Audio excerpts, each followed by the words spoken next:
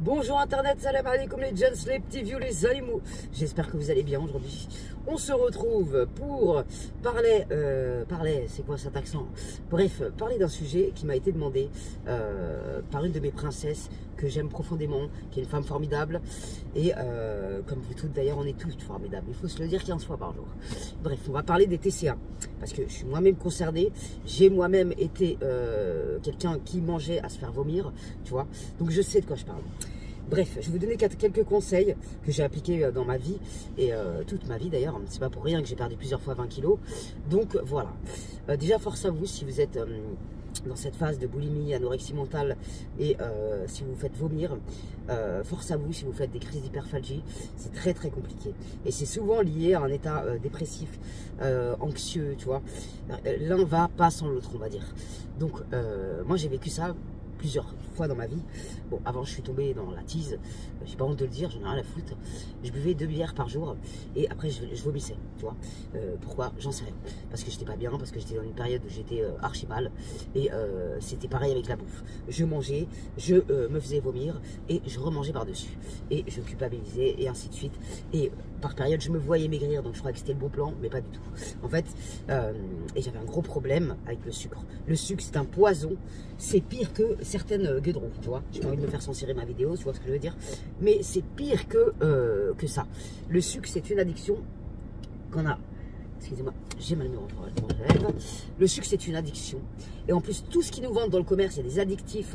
Donc, tu as envie d'y retourner. Moi, quand j'achète un paquet de gâteaux, je ne peux pas en manger un. Un seul, c'est mort. Donc, moi, je me bouffe le paquet, j'ai pas honte de le dire. Donc, ce que je fais, c'est que j'en achète pas.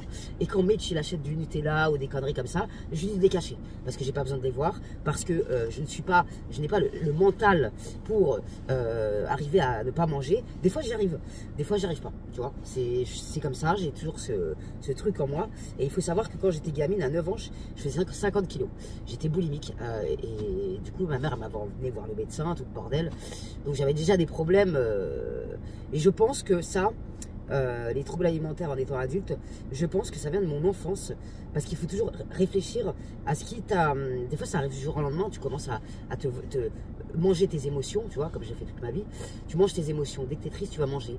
Parce que c'est un plaisir qui est instantané. C'est quelque chose qui te fait du bien sur le moment. Et ensuite, tu culpabilises et tu vas regretter, tu vois. C'est super compliqué d'arriver à maîtriser déjà ses émotions et trouver un truc qui te fait du bien pour moins souffrir de ces émotions qui te flinguent, tu vois. Parce que quand on mange ses émotions, et ben en fait, c'est de l'autodestruction. C'est de l'autodestruction parce que on comble quelque chose par un plaisir instantané qui va nous faire du mal au fur et à mesure. Et je trouve ça très triste. Et c'est compliqué de s'en sortir. Mais ce n'est pas impossible. Et comme je disais à ma petite princesse hier, tu vas t'en sortir. Ce que je vous conseille, vraiment, si vous êtes accro au sucre, déjà diminuez les quantités quotidiennement. Essayez d'acheter moins de sucre chez vous.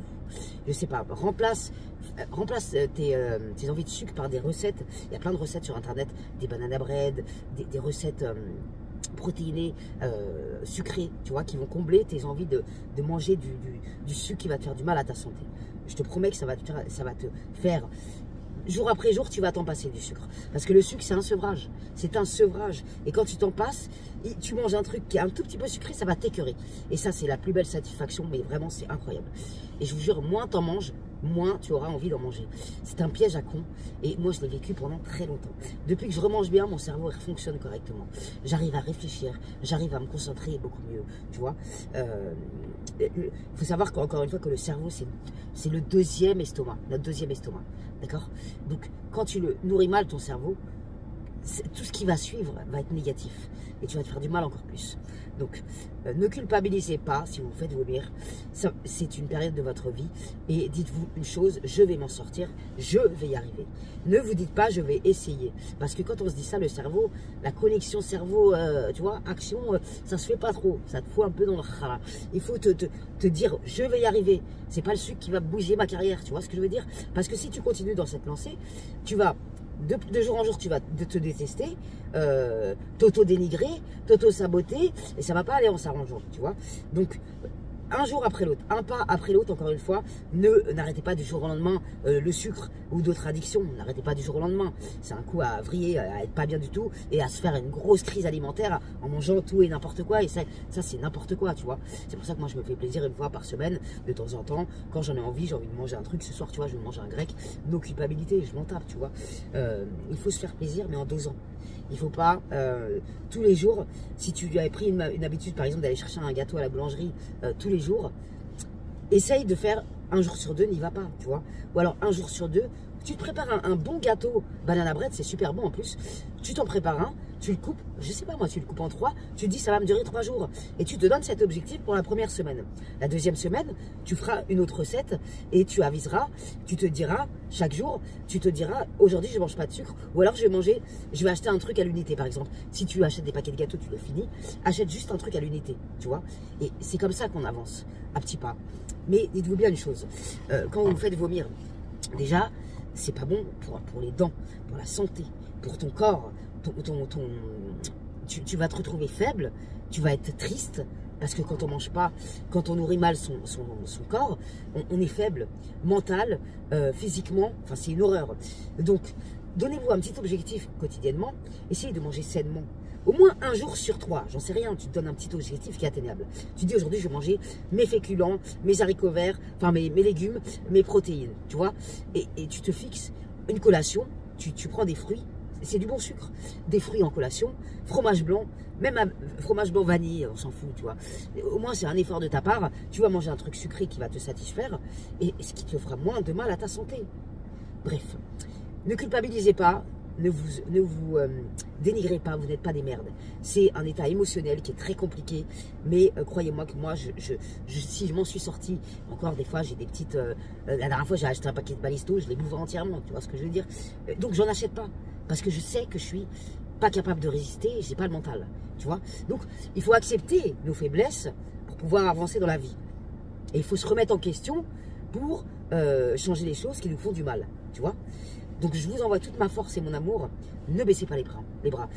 Les choses, elles finissent par passer et vous allez tellement revivre et être fiers de vous d'avoir réussi à maîtriser, même si c'est pas toute la semaine, maîtriser même 3 jours par semaine vos pulsions, tu vois. Quand tu as une pulsion, tu as envie de manger, essaye de t'occuper l'esprit différemment. Je sais pas, va te promener, je sais pas. Dis-toi, tu sais quoi, j'ai envie de manger du sucré, je vais pas manger de sucré aujourd'hui. Je vais aller me promener, je vais aller faire, même si c'est 600 pas, on s'en fout. Tu te fixes un petit objectif. Ou alors tu te dis quoi? Je vais aller m'occuper de ma pomme, je vais me faire des masques, je vais faire mes ongles. Comme ça, tu t'es tranquille, tu penses à autre chose. Il faut vraiment se donner un truc dans la tête qui te fait penser à autre chose. C'est très important. C'est pas facile, je vous l'accorde. Mais vous êtes toutes capables d'y arriver. Après, on peut se faire aider aussi. Et c'est très important de se faire aider quand on en a besoin, de l'accepter. Ce n'est pas une honte de se faire aider. Au contraire, c'est pas du tout une honte. Vraiment, ne culpabilisez pas, c'est humain, ça arrive à tout le monde.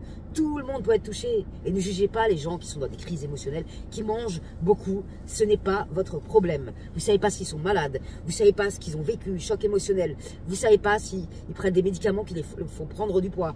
Enfin, il y a tout un truc autour de ça, il y a les facteurs génétiques aussi, on va pas se mentir. Il y a des gens qui grossissent plus facilement que d'autres ou qui maigrissent, qui ont du mal à reprendre du poids. C'est aussi très compliqué dans l'autre sens, on va pas se mentir. Donc, et l'anorexie mentale, c'est très très dur à surmonter parce que déjà on se voit différemment de ce qu'on est. Donc le temps, il faut du temps à tout ça et il faut se dire dans sa tête, c'est pas grave si ça met 6 mois en fait. Vaut mieux que ça mette 6 mois que toute une vie où tu vas t'auto-saboter et que ça va être encore plus compliqué, tu vois. Dis-toi, j'espère que quand tu regarderas cette vidéo, si tu es concerné par la situation, tu vas te dire demain, normalement il ne faut pas se dire demain je commence, tu vois, il faut dire tout de suite je commence et j'arrête mes conneries, tu vois. Et arrêtez de vous faire vomir parce que ça va vous niquer les dents, ça va vous niquer la santé.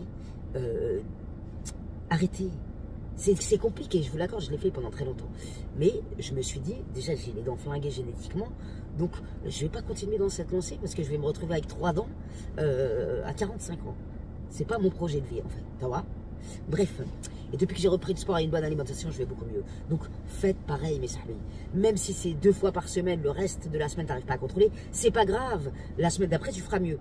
Et d'ailleurs, je voulais parler d'un truc. Je vous mettrai la vidéo de Nash Befit parce que je le kiffe ce mec. Il fait des bonnes vidéos et il a parlé d'une gamine de 12 ans. Franchement, ça m'a outré. Les réseaux sociaux, le tout pour faire des vues, ça me rend dingue. Mais où sont les parents de cette jeune fille, bordel? La môme, elle a un talent en plus. Elle a plein de trucs qu'elle sait faire. Et il y a plein de gens comme ça d'ailleurs. Les gens qui font des mukbang ou je sais plus comment ça s'appelle, là où tu bouffes en quantité. Les gens ils te regardent faire des bruits de bouche, des klaus, niquer ta santé devant la caméra. Et ça fait des vues. Mais le problème, ça fait des vues. Donc ça donne envie aux gens de continuer à faire ça. Tu vois? Donc en plus ils prennent du pognon. Donc ça les incite à continuer à se détruire la santé. Et visuellement devant tout le monde. Enfin c'est vraiment du voyeurisme malsain. C'est horrible. Et du coup la môme, je reviens au sujet. Vous allez voir la vidéo, vous allez être choqués.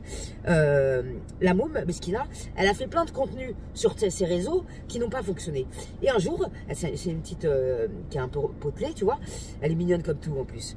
Et du coup, un jour, elle s'est dit, je vais faire une journée dans mon assiette de potelé, tu vois. Et en fait, elle a commencé à manger. Et ça a cartonné, ça a fait, là les vues. Donc, qu'est-ce qu'elle fait, la gamine? Eh ben, elle continue tous les jours à manger, encore plus.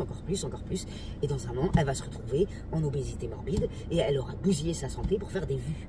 Mais dans quel monde vit-on? Franchement, je comprends pas. Et je trouve que les gens qui regardent ce type de vidéos sont autant malsains. Mais c'est lamentable. Ça tient à quoi de regarder quelqu'un se détruire en fait? J'arrive pas à comprendre. C'est pareil, il y a une fille sur TikTok, je sais plus comment elle s'appelle. Bon, elle a des problèmes mentaux. Elle partage sa maladie, je veux bien, tu vois, mais dans la limite du raisonnable, wesh. La meuf, elle mélange du sucre, de l'huile, elle trempe son pain dedans. Mais enfin, quel est l'objectif? Quel est le projet? Je comprends pas. Si tu crois que tu vas aider les gens comme ça, non. Parle de ta maladie, parle de je sais pas, parle de ton état mental, mais partage pas des trucs comme ça. Je vois pas c'est quoi le projet, sincèrement, je comprends pas. Tout ça pour dire que les réseaux, c'est super dangereux. Si vous avez des gamins qui sont sur les réseaux, surveillez-les parce que c'est un truc de dingue. À notre époque, l'être humain est capable de faire des trucs de ouf et mettre en danger sa santé pour faire des vues. Et je trouve ça vraiment tellement triste, tellement aberrant. Franchement, c'est incroyable. Je sais pas dans quel monde on vit et jusqu'à où ça va aller. Parce que la vie devient de plus en plus difficile. Donc les gens cherchent par tous les moyens de faire du pognon.